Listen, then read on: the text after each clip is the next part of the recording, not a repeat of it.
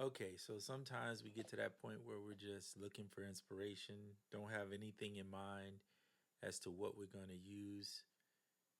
That's where tonality still plays a vital role in my life as far as iPad production goes. Um, so I tend to use this a lot. Let me show you, go back. And I've mentioned it before, but the scale chords. Scale chords are like a tremendous help beyond belief. Sometimes it's a matter of just figuring out, you know, what chords sound good together. Where I don't have time to sit and like most people that are making music on this on the iPad, right? We don't have time to sit around and figure out which chords I'm going to use all the time. So the sevenths, ninths, those are jazzy, funk. I think of ninths as always funk. Jazz is like, I mean, sevenths is jazz, and the triads is like your pop, typical. That's like my little mental thing for it. But I'd stay in the sevenths and ninths probably the most. I don't mess with all of these scales. I'm probably gonna live in the major or minor scale for the most part on most songs. So let's just go minor, and I like to include the secondary dominants all the time, just because it gives you more chords to play with, so that you're not just scrounging with only the scale chords. Um, so yeah, so let's pick a scale. I'm gonna use B minor. Let's do something different. I want to do F sharp minor. That'll be cool. Hit create. So here you go. Now you have.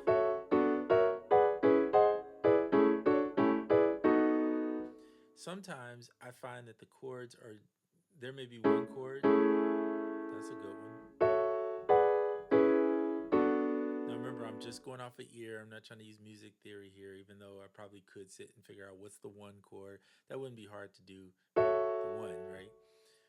I'm just looking for a sound right now. And to me, that's a better way to go when you're creating, so you don't get caught up in theory and caught up in trying to figure out what's popular, and I ain't in for all that. So start with the chord that you feel resonates with you the most. I actually like that B7.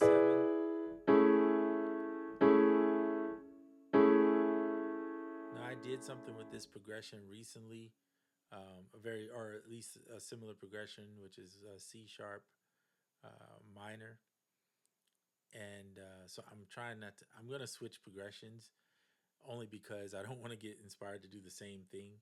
That would kind of be pretty boring. So let's do a D minor.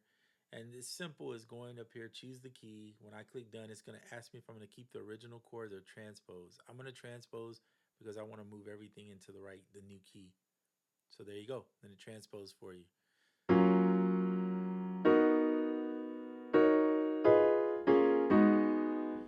So generally, like this chord sounds good. They're all okay. They're not like over bassy sounding or wherever. I like them. So this is where we start with the F sharp major 7. I'm going to use this feature. I've said it before, in the corner down here to the right. You'll see these little circles with, they're basically a voice leading. Here, I'll double tap so you can see it. You see at the bottom the voice lead? If you hold that down, touch the chord that's going to be your main chord, which is going to be this one. And then I'm going to apply this to every one.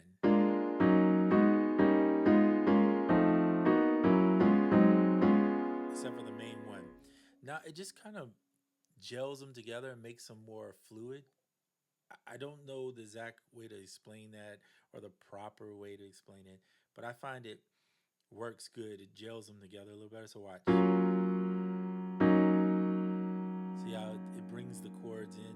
So it inverts chords is what it's doing to make them fit better.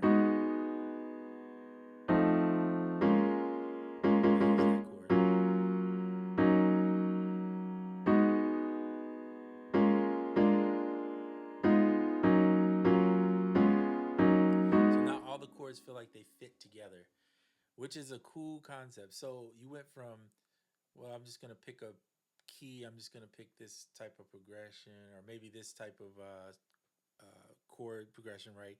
not really knowing what the progression was going to be. I keep saying progression, but I meant to say you pick this key for a song, right? And then you put it in minor, and then now I'm just kind of playing around with what sounds good together. And so I'm gonna just record something into from tonality into the to Atom. If you're wondering about the routing, it's pretty simple.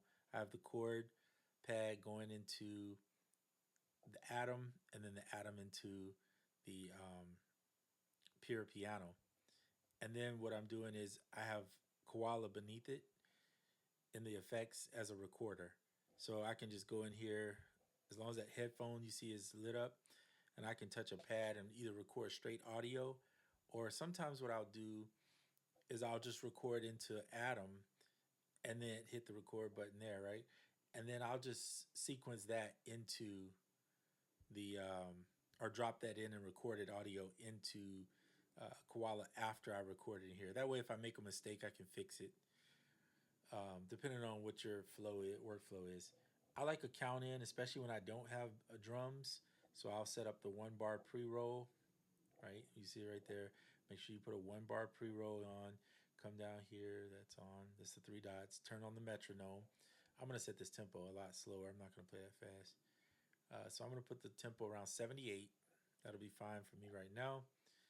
And then let's do this. Let's record just some chords in to see how it goes. If I mess up, oh well, I'm doing this live. I'm not scripting this or anything.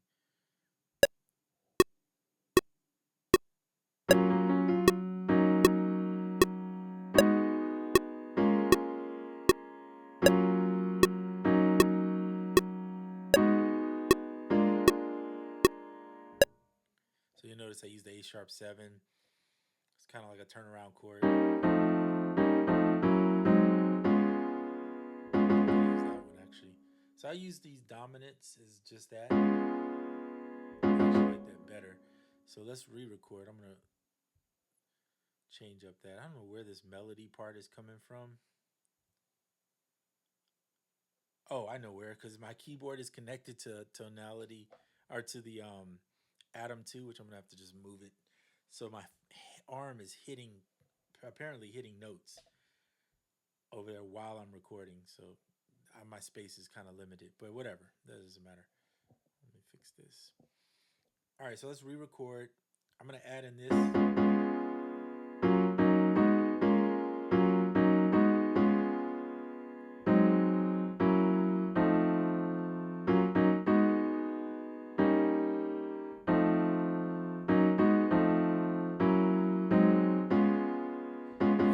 That one. These are the same, by the way. So it doesn't matter. I'm just going to use this one. All right. Let's do it. So we'll record again. I've erased everything else.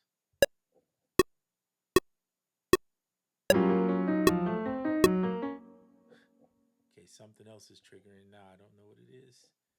Okay, I tell you what. Let's remove this for right now since I'm not using it anyway. And I'm not sure why that is triggering. Okay, that's weird. I'm not going to edit this for right now. I'm just going to try to make it work. Let's see.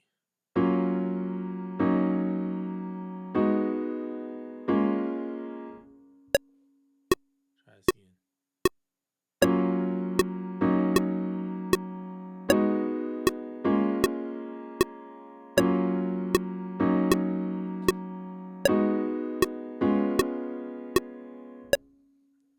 All right, so we did 4 bars.